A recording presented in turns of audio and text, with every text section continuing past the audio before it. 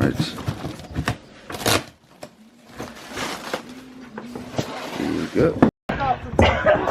Oh, whakalawhatu mākou. Happy New Year's. I'm at my brother's house, counting down, and we're having karaoke. So. Let me go do the words.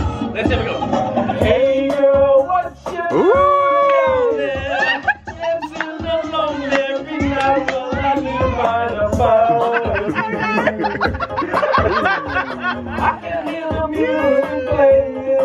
Okay. I can feel your eyes fading. Man, these guys know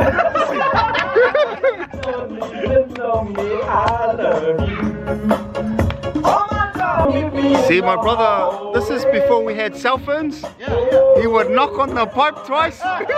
Would, you know, rattle the tree. Yeah, we're hanging karaoke. Wow, 4 songs down. 4 songs down. We had knocked 3 times. And then Backstreet Boys, which was oh, now next one, no recording, so I'll turn it off. Whai kupu. Yeah, whakalawhatu, Happy New Year's Eve. Exciting times ahead for everyone. Stay safe, take care, and enjoy the new year. Whakawelahi. Hello. Whai kupu. Just wait until this one song. Yeah. Come on, I just Oh. need some encouragement. Some courage, some liquid courage. For my voice.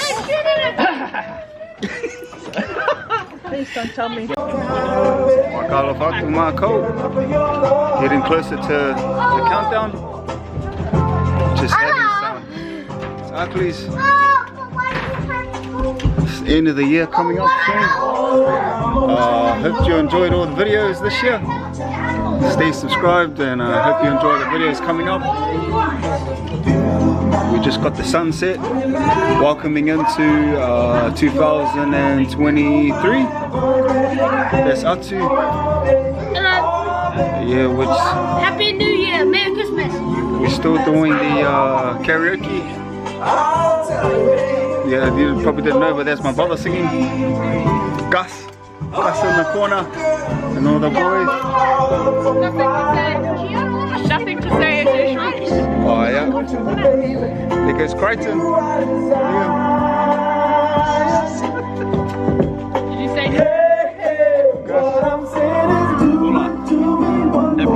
Happy New Year's, Tiger. This little man's been going hard all night. Yeah. So this is us. Here's Lionel Richie. Feeling it. Oh yeah. Manuine tau whao. Happy 22-23.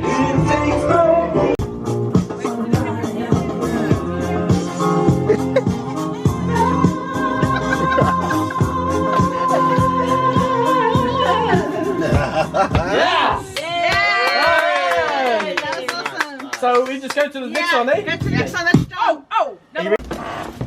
Right. Here we go. Oh. Yeah, that's the towel. Hold it back. That's not what we want. Don't like how you. Oh.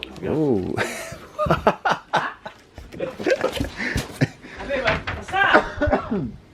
What did Dad say? Oh, some goodies from you, eh? Is the money. Pitako fusi. Pitako fusi. Pitako fusi. Oh, and the takihi. Oh. Right, takihi with the four new na. Man. Mom and Dad just arrived New Year's Eve. So this is like Christmas. Yeah. Gosh. Pitako. That's the one on top. On top, the towel. What's this? Taro. Yeah, Taro. this one. Yeah. Taro na mai niwe. Shee. Alright. Oh, this was it. Tofi.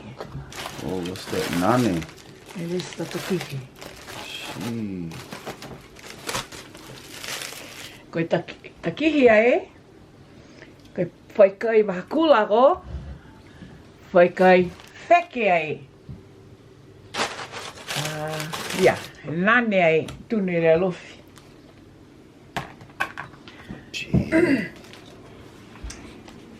You can really smell the pitako. Ia.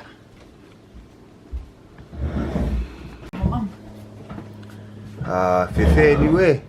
Ai. John tō tahe mitaki aniwe. Tahe mene ki sia whuki au tō tahe mea aniwe. Mea e tau wharawiko he mahe motu. Tō tahe mea. Ai tunga whakamua ne ki sia au longa e tau ngasiapa. Ne toka whanu he tau kauhaka mone. Tō tahe mea si fu e tau niu. Longa e tau kai. Mitaki whuki motu si. Whiawhia whuki au. Whiawhia whuki au ma John. He tōru e whare ne. No nofo e matolu I makai heke. Whare tua, whare hao, me whala hei tēne. Si longa whoke tau kai, ni wangi te tangata ke tāng ki kai. Whakau e lai.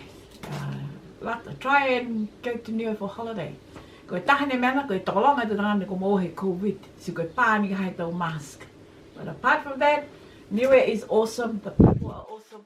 Very clean. The sea is clean. You can eat your food there. There's new tupu.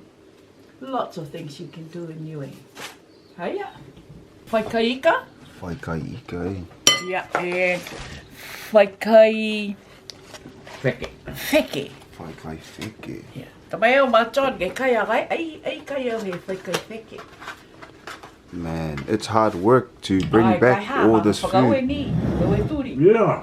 Hey, hard With work. the chili beans and Yeah, looks easy. Hey, Looks best easy, thing for happy. me, ai, ta toi volo e we niu, volo e hai e kokele niu, Ooh, fresh. fresh, rich coconut. Just Gee. pure rich, grated coconut. Better than Kara. Yeah, that's a Niue Kara. Nah, no comparison to Niue. Yeah. Haia. Bro, Fefe, whanonga hao. Homo. Homo e la he mohi.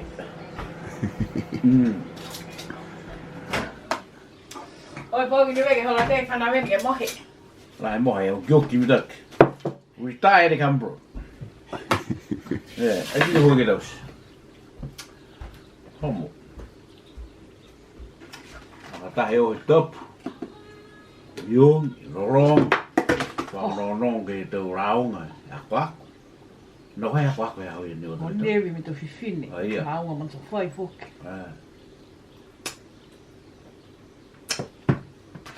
O mi au te ki tau veve ki thumb, he rub his thumb. O mi a tau e sipi to kasi niu ke pāngia ki tau unga. Ako e ua ne unga ne pāngia ne, ua ne unga ne mua, si uite mo te whine, mua e ki o ko mua ne unga. Tā ne unga mau o si. Te o mua, yeah, okay, let's go back. Koe uta kai ni whako ka patu e. Kiske Elijah. Ta mo ne unga mo ia tūnu. Koi, ai koe marogi hai. Tō mo te rei. Ai kai la hata hapa, ka rona te ki si hau. Mo whiwhi ta unga. Ai, me masan. Kai. Koe ko maua ko me rempi a waseri fuki him. Disu mo te whiwhi te hiwi tau Hahame. tau hahawi. Fore he poro. He a waseri rempi. Maua ni hiwi tanga te fuki. O toro mea tau uru hahawe ke he pokoro roto. Oa, ke mai toke. Poro fua. Oh, wanga tu ta mai kai ti. Lots of little fish, macho. Whakaroangi tu mea he rempi e wasere ta koto. Whakamea he puke tohi tau hui. Kau fuki tau ea re muna re si takoto 5 minute. Tau masiki. Hau hāno. Se ke katoi turaha mohe nonofo he na ia tau si tau ika mohe. Kono ni kuku. Kopo me ke matoka ni liu mai ki kaena. O mai moe a uki. O moa he whenonga ki niwe mo. Sunday. Hau hoi si. Ai longa fo ke motoka ke whakarepelai. Koe motoka na kone heke toko tae, whara tū. Ha maua ne heke toko oe, whara tū. Ai motoka fo ki ne ho the other way ka hake. Give way me tau hina pihia. Oi wini moe hawhi ki mata way. He wae wātu ki whanau ne nono whina ea. Siwi wini ki maka heke. Fue lunch. Home. Very good. Tahan e mena koe ku. Ai roa ke tahan mahina ko pia. Tau moi. Very nice. See? So ki sweetie kai e wā. Ai, koe longa tau loko. That's the only thing. Tose ta mawala talo e loto ka koe lahi ni ke loko. Koe. Koe o whamase. Koe whang. Koe o whamase si furu. I ngā laka ni whalaka ma tau kau. Ka hake tu mamatua ke rai ki niwe. Hai ma tau oro.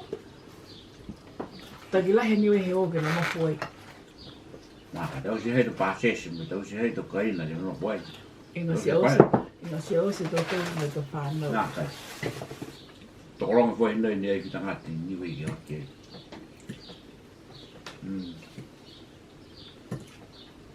Hai